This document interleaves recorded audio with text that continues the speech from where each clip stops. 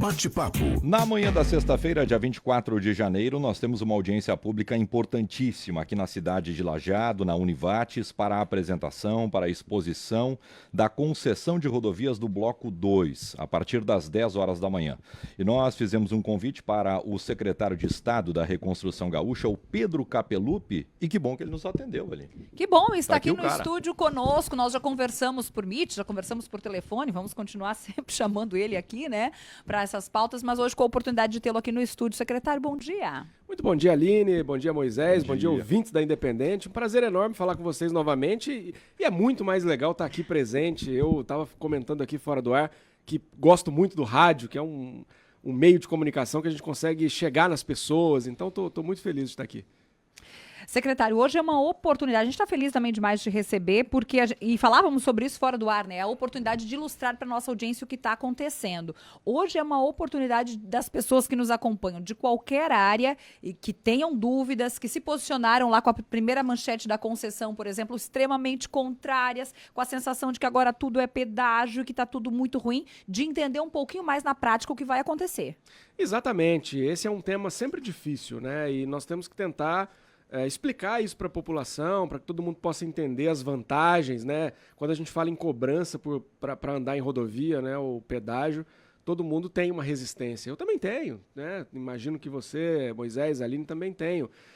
O que a gente tem que tentar mostrar são os benefícios de ter essa cobrança, né? Que esses resultados, os investimentos que vão ser gerados a partir dessa concessão vão beneficiar a população. E a região de Lajeado consegue ver isso na prática, né? A 386 está concedida, é uma concessão do governo federal, e quem vem, né, ou quem vai para Passo Fundo ali até Soledade vê hoje um volume muito grande de obras que a gente não consegue observar nas rodovias que são administradas diretamente pelo setor público. E isso não acontece só no Rio Grande do Sul, isso acontece no Brasil inteiro. Então, é para isso que a gente está aqui hoje, para iniciar esse debate, para mostrar para a população quais são as obras que vão ser feitas, colher as impressões, levar as críticas, para que a gente possa construir junto algo que vai beneficiar a todos. Capelupi, essa sensibilidade, eu acho que a primeira avaliação que tu fazes é exatamente o que enxerga o público de um modo geral. O que o público quer? O público quer uma tarifa aceitável, um valor pagável, mas com uma entrega boa. O que a gente viu na prática até agora em relação a parcerias não é bem assim, porque a entrega é muito pequena e o valor do pedágio é muito alto. O valor proposto na tarifa de forma inicial já fez a população ficar um pouco azeda. Nós entrevistamos esses dias e conversamos contigo, e daí tu falavas que dá para reduzir esse valor. O que dá para falar em relação à fiscalização, em relação ao valor da tarifa? Bom, em relação à fiscalização, é importante a gente deixar claro aqui, o governo do estado tem outras duas concessões aqui, né? Tem as concessões federais, mas o governo do estado tem duas concessões. Aqui na 287, né, que liga, no trecho que liga Tabaí até Santa Maria, e na Serra Gaúcha e no Vale do Caí, a concessionária Caminhos da Serra Gaúcha também administra ali 270 quilômetros. Como é que funciona essa fiscalização? A minha equipe da Secretaria da Reconstrução tem uma diretoria específica para fazer a fiscalização dessas obras e do contrato de concessão. Então, a cada 15 dias, o nosso pessoal vai a campo, percorre todo o trecho, faz apontamentos, identifica o que está faltando, o que está acontecendo e encaminha para a concessionária. O contrato de concessão ele tem uma série de exigências e de obrigações para a concessionária que ela tem prazos para resolver problemas que acontecem. É claro que vai abrir buraco na rodovia, vai ter algum tipo de deformação ali no pavimento, mas no contrato especifica quanto tempo a concessionária tem para corrigir esses erros. Então, é importante que o Estado esteja lá para verificar o que está acontecendo, para poder dar esse prazo para a concessionária. Então, vou dar o exemplo aqui da 287 e das rodovias da Serra e do Vale do Caí. Nossa equipe vai, identifica, publica um relatório que está sempre disponível para as pessoas observarem na internet, no nosso site, e lá vai fazendo os apontamentos. No quilômetro X tem aqui uma panela que se abriu, a concessionária tem lá 48 horas para corrigir e avisar a gente que corrigiu. Então, esse é o tipo de fiscalização que a gente faz. Então, ela tem esse prazo e tem uma série de obrigações ali que ela tem que seguir. Por exemplo, tem um prazo para fazer uma obra maior, um viaduto, terminar uma duplicação, enfim. Se ela não concluir isso no prazo, o que acontece? A tarifa se reduz. Então, há uma série de penalidades ali, e aí, claro, o governo do estado tem que estar sempre, junto com a agência reguladora, a AGERGS, observando isso, verificando para poder aplicar isso e levar esses benefícios para a população. Então, é um trabalho que não se esgota nesse momento da concessão. A fiscalização do contrato é extremamente importante. Em relação à tarifa, Moisés, é claro que a gente sempre vai querer muita obra e não pagar nada. Então esse é o padrão, é daí que a gente sai. Só que hoje a gente tem uma maturidade muito grande das pessoas e nessa discussão, e aí eu gosto sempre de deixar isso claro. Aqui na região do Vale do Taquari, a gente estabeleceu uma dinâmica de conversas e de trocas de experiências que tem sido muito produtiva. E eu me comprometi desde o início desse processo, desde que eu cheguei na Secretaria de Parcerias e Concessões, que depois foi transformada na Secretaria da Reconstrução, essa forma de diálogo. Então a gente tem construído essa relação justamente para entender as demandas da região. A tarifa ela é mais alta de acordo com o número de obras que a gente precisa fazer. Então, dá para reduzir a tarifa? Sim, se a gente chegar num consenso que a gente tem que reduzir um pouco as obras, onde nós estamos prevendo duplicação pode ser só uma terceira faixa. Enfim, é para isso que a audiência pública serve, é para isso que a consulta pública serve, é para a gente escutar a população e identificar se aquelas obras que estão ali são suficientes ou se poderia ser, tem que ser mais, tem que ser menos, para a gente poder chegar numa tarifa que seja também uma tarifa justa para os usuários. O formato da cobrança, inclusive, o Free Flow, a cobrança automática, foi um pedido da região do Vale do Taquari. Eu sempre gosto de dizer isso. Vocês cobriram, inclusive, a minha primeira reunião aqui na Secretaria de Parcerias e Concessões foi com esse grupo estabelecido aqui de empresários e lideranças do Vale sobre o Free Flow, sobre a cobrança automática, que tinha acabado de ser regulamentada pelo governo federal. Então, conseguimos implementar isso, né, essa possibilidade, e agora nós temos que fazer ajuste fino. Então, esse momento é para isso, a audiência pública é o início da discussão, né, gosto sempre de dizer isso. Vi algumas críticas em relação à rapidez da audiência e tal, mas é justamente para a gente ter mais tempo de discutir. Então, vim aqui hoje, né, estou fazendo essas audiências justamente para apresentar, para as pessoas terem mais elementos para a gente poder fazer essa discussão. Secretário, os pontos, o mapeamento, os pontos onde vai acontecer a cobrança, isso não muda mais? Já estão definidos? Aline, essa é uma proposta que nós fizemos que levou em consideração, inclusive, sugestões da região. O Free Flow, os pontos de cobrança, são espalhados, né, pelo bloco da concessão, justamente para que a gente possa proporcionar uma cobrança mais justa em termos de que quem anda mais paga mais, quem anda menos paga menos. Por isso que a gente tem que ter vários pontos ali para poder identificar quem andou qual trecho. O ponto específico, é claro que tem algumas coisas que a gente às vezes não consegue capturar no momento do estabelecimento daqueles locais. De maneira geral, nós temos ali uma convicção de que os pontos estão bem definidos. Agora, é evidente que as audiências podem trazer elementos que nos façam mudar alguma coisa, né? Então, por isso que é importante esse contato com a população também para identificar. Às vezes tem porque nós levamos em consideração critérios técnicos também, né? Às vezes tem alguns pontos que não dá. Você tem que obedecer, por exemplo, toda a legislação e as normas técnicas para colocar esses pontos de cobrança. Se tiver uma curva, por exemplo, não posso colocar. Então, é isso que a gente tem que levar em consideração, para garantir a segurança também, porque nós estamos falando ali de um elemento que vai estar ali no meio da rodovia. Então, tem que obedecer todos os parâmetros e normas técnicas sobre rodovias para garantir a segurança. Capelupi, em Santa Maria, a rota que opera aquela região, ela conseguiu devolver uma ponte num tempo muito aceitável, inferior a 40 dias, né? 30 e alguns dias. As obras de arte aqui, em eventuais novas enchentes, em eventuais novas enxurradas, ou catástrofes, como foi o que aconteceu, elas ficarão sob responsabilidade da concessionária ou do governo? Porque lá a gente viu uma agilidade que a gente não viu aqui nas obras entregues pelo governo. Moisés, exatamente, né? A partir do momento da concessão, a concessionária é responsável por resolver qualquer problema que tenha na rodovia. E esse ponto ele é sempre importante da gente ressaltar.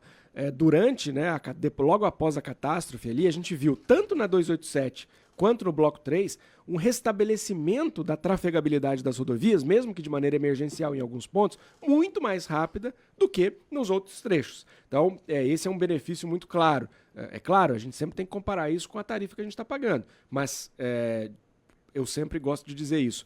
o custo mais alto é o custo de não ter uma rodovia de boa qualidade. Então, o que nós estamos trazendo aqui? Nós visitamos de novo os trechos todos do Bloco 2 depois da catástrofe e nós fizemos ali uma exigência de melhorar a resiliência dessas rodovias, né? Resiliência é um termo que a gente tem usado muito nos últimos tempos, mas para deixar claro para as pessoas, resiliência significa ter uma infraestrutura que é capaz de suportar eventos críticos, né? Como enchentes, por exemplo. Então, nessa região aqui, aqui na 130, na 129, nós estamos prevendo a elevação, nós estamos obrigando a concessionária a fazer a elevação de 16 pontes, por exemplo, de fazer pavimento com uma capacidade de drenar a água com maior capacidade ali, justamente para evitar que a região fique isolada caso a gente tenha eventos, não dessa magnitude, mas um pouco menores, enfim, mas a gente tem que ser capaz de suportar isso